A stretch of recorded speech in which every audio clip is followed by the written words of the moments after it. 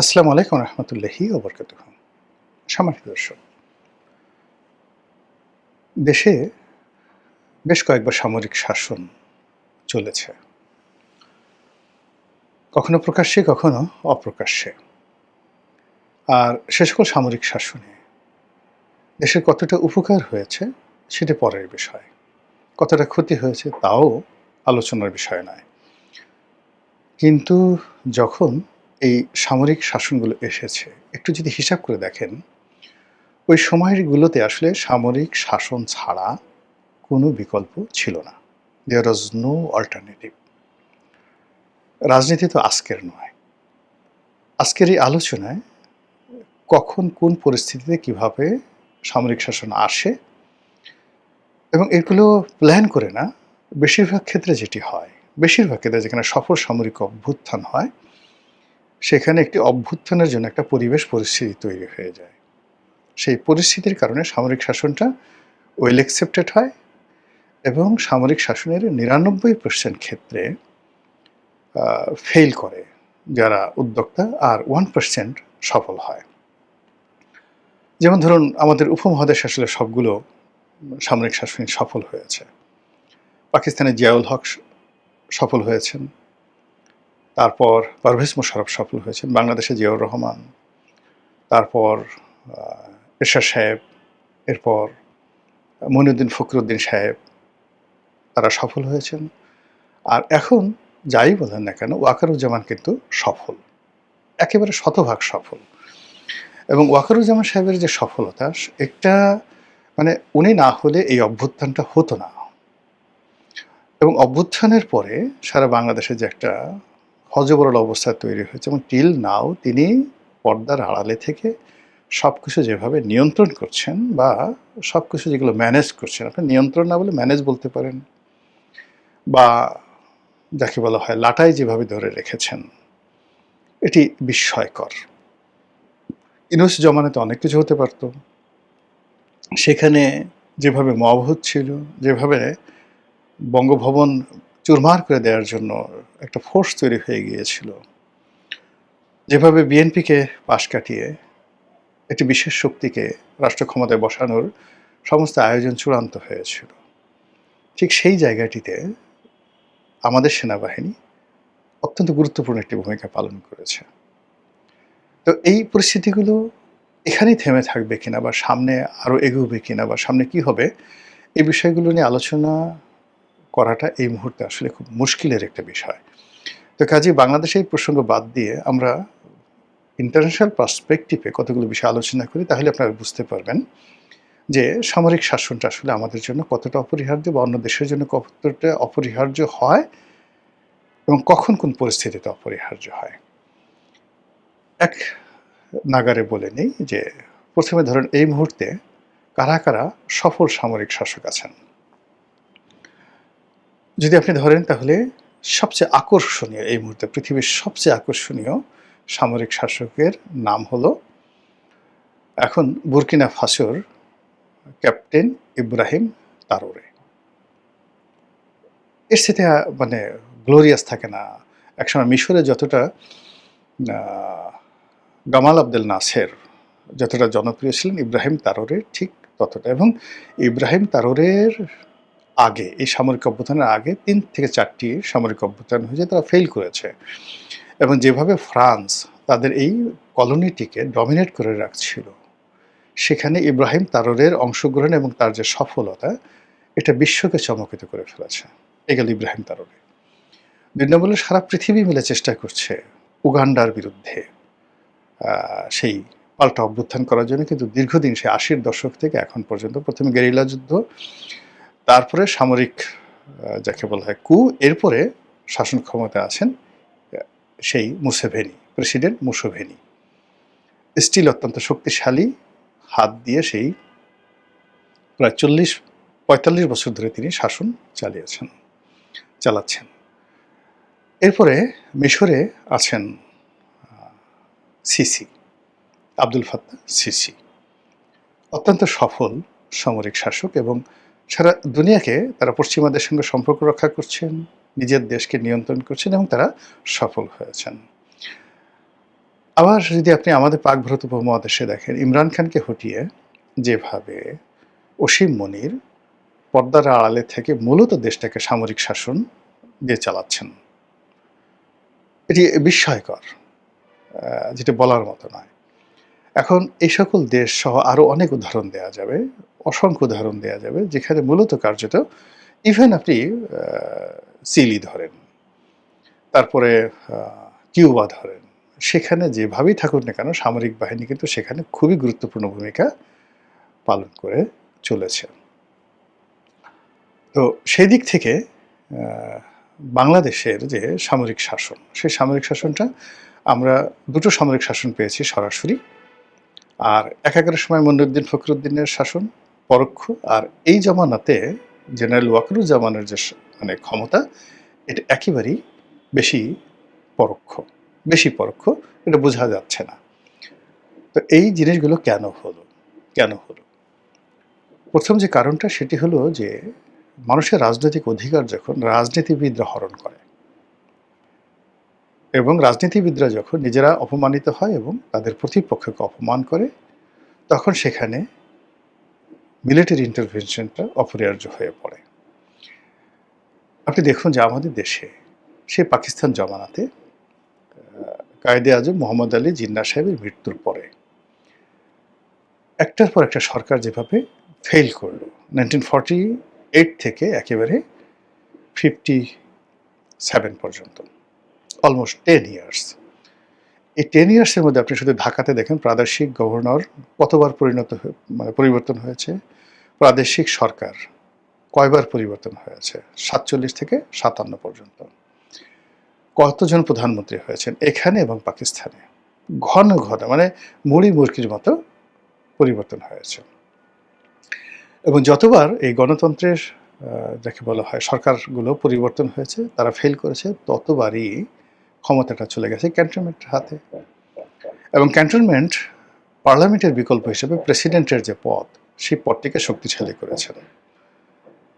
এবং সেই প্রেসিডেন্ট একবার গুলাম মোহাম্মদকে বানানো হলো পাকিস্তানে, তারপর ইস্কান্দার মির্জাকে বানানো হলো, এবং তার পদ ধরে একটা সময় আইয়ুব খান ক্ষমতাটা নিয়ে নিলেন।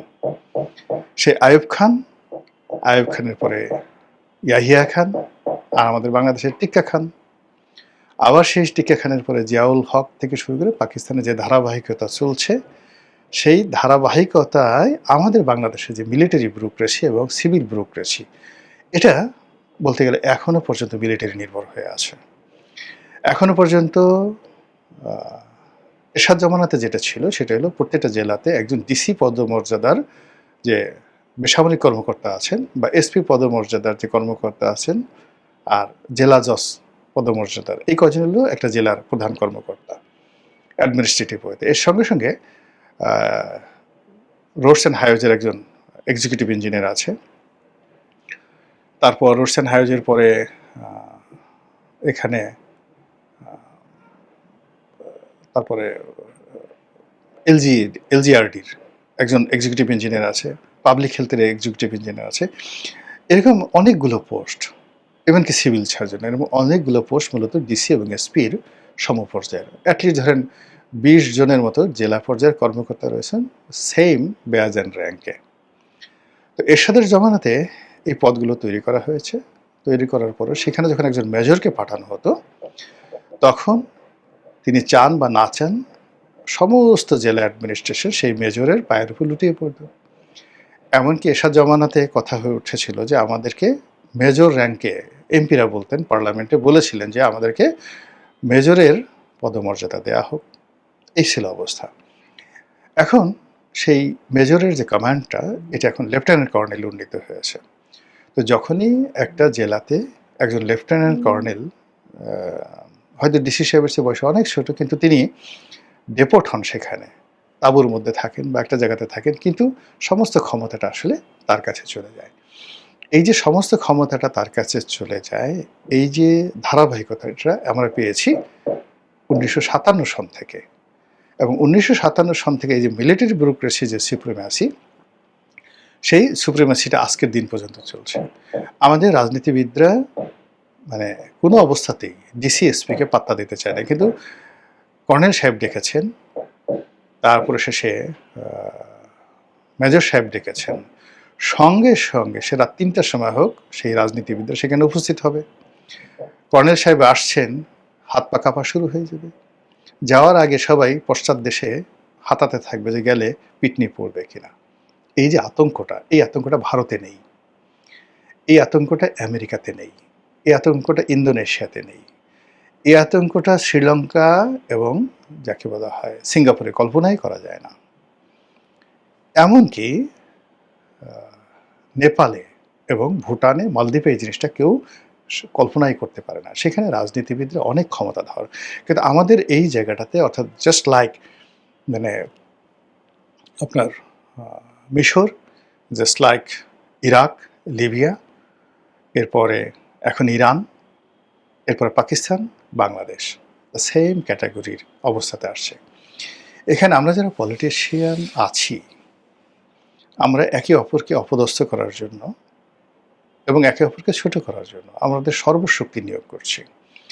এবং কোনো অবস্থাতেই এখানে ৩ থেকে ৪টি সেট পলিটিক্যাল ময়দানে কাজ করে। যেমন যে এখন ধরুন আওয়ামী লীগের যে সেটটি ক্ষমতার পুরো ১৭ বছর পোলাও কিংবা মাখন খেয়েছে, এদের একটা গ্রুপ মরে গেছে, একটা গ্রুপ বিদেশে মানে টাকা পয়সা উপার্জন করে তারা আর জীবনে রাজনীতি করবে না এবং করার দরকারও নেই।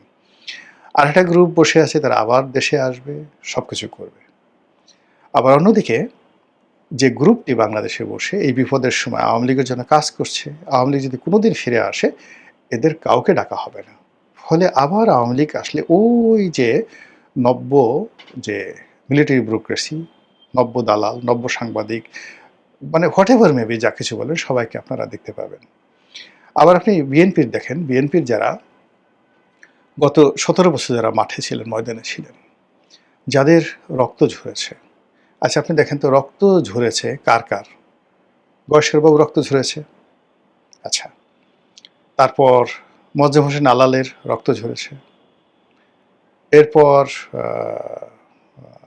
অন্যান্য যে সমস্ত আরও মানে অনেক লোকের নাম আমি বলতে পারবো। শামসুজ্জামান দুদু থেকে শুরু করে আসাদুজ্জামান রিপন, সোহেল সাহেব আছেন, সবার রক্ত ঝরেছে রাজপথে। এর মধ্যে একমাত্র অ্যানি এবং সুলতান সালাউদ্দিন টুকু ছাড়া এই সরকারের মানে মন্ত্রী পরিষদে কয়জন আছেন। এর বাইরে যারা যারা সরকারের ভিতর থেকে বাইরে থেকে এসছেন, মানে যারা এই মুহূর্তে ক্ষমতা দেখাচ্ছেন, ক্ষমতা প্রয়োগ করছেন, এইগুলো দেখে মানে বিএনপির যারা ত্যাগী নেতাকর্মী রয়েছেন তারা সবাই মানসিকভাবে অসুস্থ হয়ে পড়েছেন। মানে আগামীতে বিএনপি করবে, রাজনীতি করবে এই আগ্রহ তারা এখন প্রতিদিন বলছে, আল্লাহ আজরাইলকে তাড়াতাড়ি পাঠাও, আমরা মরে যাই, আমাদের সসম্মান একটা জানাজার ব্যবস্থা করে দাও। এরকম লক্ষ লক্ষ বিএনপির নেতাকর্মী টেকনাফ থেকে তেঁতুলিয়া পর্যন্ত গুমড়ে গুমড়ে মরছে। আর যারা ক্ষমতা দেখাচ্ছে তারা আসলে গত ১৭ বছর মাঠে ছিল না। এরকম যখন একটা ভ্যাকুয়াম হয়, এই ভ্যাকুয়ামের মধ্যে পুলিশ ঢুকে যায়, এই ভ্যাকুয়ামের মধ্যে এসপি, ডিসি, ওসি ঢুকে যায়, এই ভ্যাকুয়ামের মধ্যে মিলিটারি ঢুকে যায়। আর যেহেতু মিলিটারি মাইন্ড সেট আপ হয়ে গেছে 1957 থেকে, ক্ষমতা যখন একসাথে ঘোর মানে মানে ঘুরতে থাকে, চক্রাকারে ঘুরতে থাকে, সেখানে যার লাঠিটা বেশি শক্তিশালী, যার সম্পর্কে মানুষের ভয় বেশি, সেই এখানে বিজয়ী হয়ে যায়। ফলে আমরা এই যে একটা রাজনৈতিক পট পরিবর্তন হয়েছে শেখ হাসিনার জমানা থেকে ইউনূসের জমানা, ইউনূসের জমানা থেকে তারেক রহমান সাহেবের জমানা। এখানে রাজনীতির যে ফান্ডামেন্টাল যে দিকগুলো রয়েছে সেগুলোর কি কোনো পরিবর্তন হয়েছে? হয়নি। এখানে রাজনীতিবিদদের সম্মান কি বেড়েছে? বাড়েনি। এখানে সিভিল রাইট, সাধারণ মানুষের অধিকার কি স্বীকৃত হয়েছে? হয়নি। এখানে এই সমাজে বুক ফুলিয়ে জনগণ কথা বলবে আর জনগণের কথা অনুযায়ী সরকার রেসপন্ড করবে। হয়নি। এখানে কি হয়েছে? প্রধানমন্ত্রী কখন ছাতি ধরলেন তার স্ত্রীর মাথায়, প্রধানমন্ত্রী কার দিকে তাকালেন, প্রধানমন্ত্রী কার সঙ্গে সেলফি তুললেন, মানে এই সমস্ত ক্ষমতা একদিকে দিয়ে পুরো ক্ষমতার যে চেইনটা আছে পুরো চেইনটাকে ক্যাসক্যাস ক্যাসক্যাস করে কেটে দেওয়া হচ্ছে। আর এই জিনিসগুলো যখন একটা কোনো দেশ এবং কোনো রাষ্ট্র এবং সমাজে ঘটতে থাকে তখনই সেখানে একটা পঞ্চম বাহিনী, একটা রাজনৈতিক বিশৃঙ্খলা, একটি অরাজনৈতিক শক্তি, একটি সামরিক শক্তি তারা ওত পেতে বসে থাকে ক্ষমতা আসার জন্য, এবং এখানে এরকম ঘটনাগুলো ঘটে যে ঘটনায় এরকম একটা পরিবর্তন অনিবার্য হয়ে পড়ে।